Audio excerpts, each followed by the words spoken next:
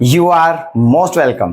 तो कैसे हो आप सभी? उम्मीद करता हूँ बहुत अच्छे होंगे, खुश होंगे, शानदार होंगे, मस्त होंगे, बिंदास होंगे।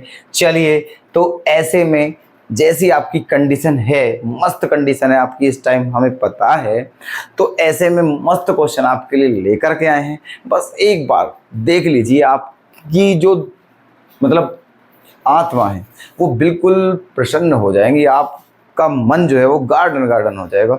बढ़िया प्रश्न है, अभी तक नहीं आया है लेकिन चांस है 95% आ जाए, और वो भी आएगा तो 2 मार्क्स में आएगा। ठीक है, तो बहुत ध्यान से देख लीजिएगा। क्वेश्चन आपके सामने लिखा हुआ है, लिमिट 0 टू ए 1/1 + 4x² का जो इंटीग्रेशन है वो π/8 है। तो आपको a की वैल्यू बतानी है। ठीक है, यूनिक सा क्वेश्चन है। देखिए, तो इसका इंटीग्रेशन करते हैं सबसे पहले, है ना।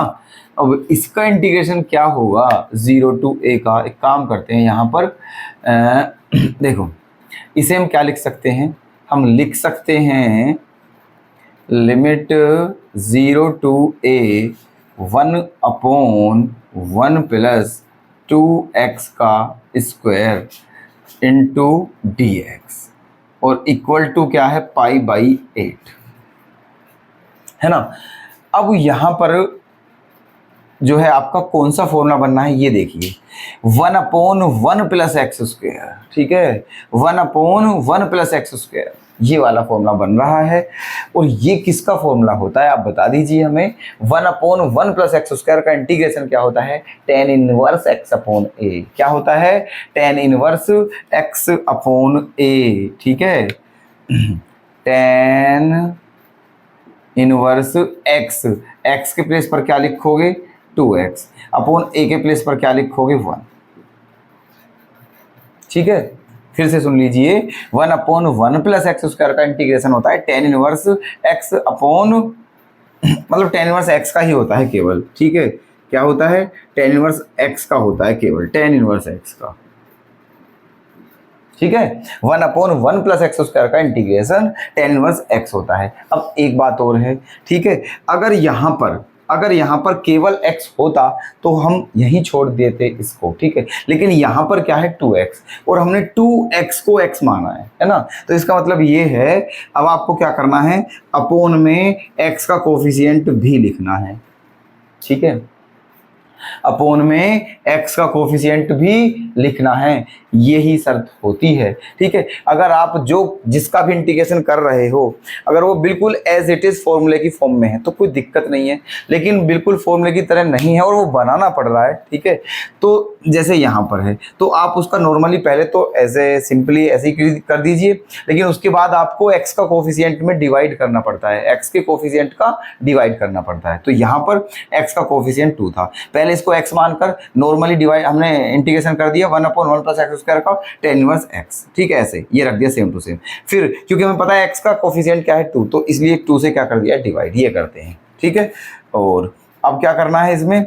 लिमिट क्या है? 0 टू a, लिमिट है आपकी 0 टू a, और इक्वल्स टू क्या है? π/8। ओके, अब ये जो 2 है कांस्टेंट है, इसे तो बिल्कुल बाहर ले सकते हो आप, इसको ले सकते हो बाहर। बचा क्या आपका? tan 1 2x, और लिमिट है 0 टू a इक्वल्स टू π/8। ठीक है, अब क्या करना है देखो, अब आपको लिमिट पुट करनी है। एक काम कर लीजिए, देखो इस 2 से ये कितनी बार चले गया है? 4, 2 4 जा 8, है ना। और यहाँ पर लिमिट पुट कर दीजिए, पहले अपर लिमिट फिर माइनस लोअर लिमिट। ठीक है, पहले अपर लिमिट फिर माइनस लोअर लिमिट, इधर रख देते हैं साइड में। ठीक है, अपर लिमिट तो tan 1 2a, tan 1 2a minus tan 1 0, upper limit minus lower limit tan 1 0, और इक्वल्स टू क्या है? π/4 है। ठीक है, अब tan 1 0 की वैल्यू क्या होती है? 0 होती है। ठीक है, tan 1 0 की वैल्यू क्या होती है? 0 होती है। तो केवल ये बचा है आपका tan 1 2a equals to π/4। Okay, अब इस tan 1 को आप इधर ले जा सकते हो, तो क्या हो जाएगा? ये 2a इक्वल टू 10π/4। अब आप जानते हो कि 10π/4 की वैल्यू क्या होती है, 1 होती है। तो अब आप भी ये भी जानते होगे कि 2 मल्टीप्लाई में है तो उधर डिवाइड में जाएगा, तो क्या हो जाएगा 1/2। यही तो पूछा था आप लोगों से, ठीक है, कि ए की वैल्यू क्या है, तो ए की वैल्यू 1/2 है। सिंपल सा ये क्वेश्चन था आपका। उम्मीद करता हूँ समझ में आ गया होगा। ठीक है, धन्यवाद।